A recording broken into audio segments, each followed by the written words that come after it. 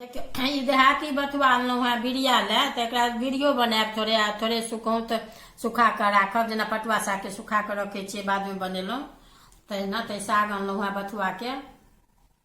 ई देखियौ बथुआ सागके बिरिया बना रहल छियै। एकरा धो कऽ सुखा देलियै आ ई जेनाकि सुखा जायत ने तऽ अहिना जेनाकि सरिया लै छै मूड़ी एना कऽ एकटा के मूड़ी लऽ कऽ 4 गो 5 गो के से बिरिया बनायब। तऽ ई मौला गेल। आब एकरा बिरिया बनै छी। बेसन अछि देखियौ एते घोरलहुँ हेँ।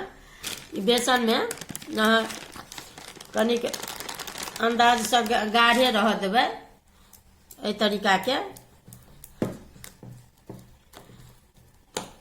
आ बिरिया हम बनबै छी। देखियौ जेनाकि ई 4 गो 5 गो मूड़ी अछि ने तऽ एकरा एना कऽ डुमा दियौ।